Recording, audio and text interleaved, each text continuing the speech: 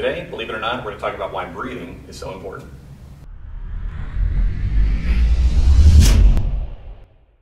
Sorry about the stupid title to begin with. Obviously, breathing is important because it keeps you alive, but there's a lot of components to correct breathing that actually make a tremendous impact on your overall health and performance.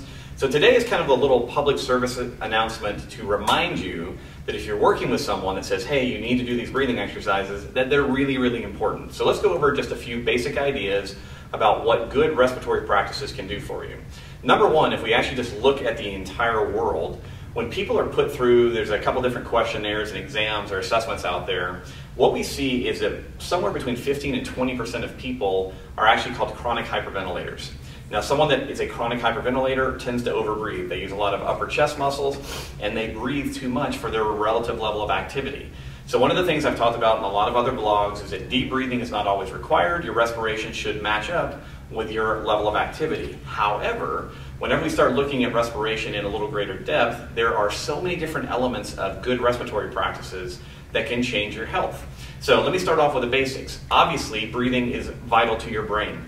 Your brain is an energy hog. It utilizes 25% or so of all your available glucose and oxygen. So this small 3.5-pound organ uses so much of what you're taking in during good respiration. So if you are a poor breather, to some degree, you are causing alterations in brain function. So if you want a better brain, better cognitive function, better motor function, etc., sometimes including breathing practices in what you do can be absolutely vital. Probably one of the reasons that we see aerobic exercise particularly talked about in the research literature in relationship to improving brain function, especially as you age. So respiration, great for brains. Number two, when you practice good, what is called abdominal breathing periodically, because your diaphragm is like a big parachute and it kind of goes inverted. So when I breathe in, my diaphragm pushes down into my abdomen. We tell people it's good deep breathing is a form of visceral mobilization.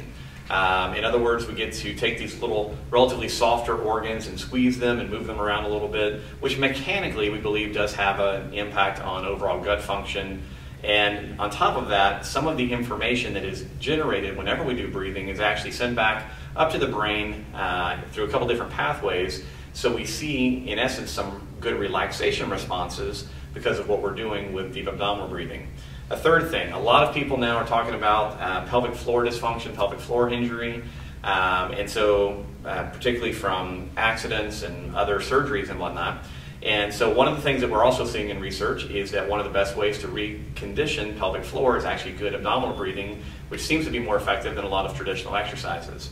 Finally, once we've discussed all that, obviously optimizing your breathing can decrease your stress levels, change you hormonally in many different ways. And so we tell people this is one of the most, it's freely available, it's one of the most important things that you can do. The biggest challenge is incorporating breathing practices into your day. Now, the most important thing I can tell you is that your breathing practice basically means that you need to breathe differently than you do habitually. There's lots of different things that you can practice. You can practice deep abdominal breathing, you can practice stair-step breathing, you can practice filling up on one side, filling up on the other side, diagonal breathing, filling up the lower right abdomen all the way up to the left chest. So I don't really care in the beginning, unless we've assessed you, to tell you exactly what you need to do, but playing with your breath, figuring out different patterns and whatnot actually makes your brain much more aware of what's supposed to be happening and can be a really valuable addition. So if you know nothing about breathing exercises, look at our blog, type in breathing exercises in the search box, and we'll show you lots of different ways to get started on this. The thing that I would love for you to remember and write down is that what we see based on a lot of experience in some research literature is that you want to be aiming for somewhere between 8 and 10 minutes of breathing practice, deliberate breathing practice per day. When you start to incorporate that much specific practice, you start to see really significant changes in all the different functions that we've talked about, as well as other things. The final thing I often talk about with our clients is that breathing, exhalation, particularly exhalation, is a key component in weight loss. Most people don't know that. They think that the fuel, that the fat is somehow burned. It is kind of burned, but in essence, in the metabolic processes that rid your body of fat, most of it is actually exhaled.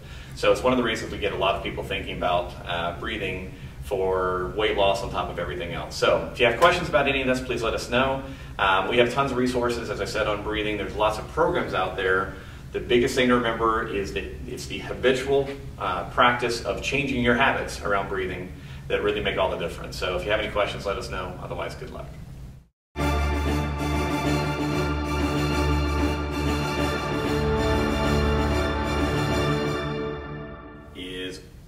with Landon, you wrecked it. You wrecked right. it, dude. All right, let's try it again. We're doing 2. And it's all Landon's fault. Rolling again. Keep it quiet, Landon. Keep it quiet. Like a baby soft steps. Baby soft steps.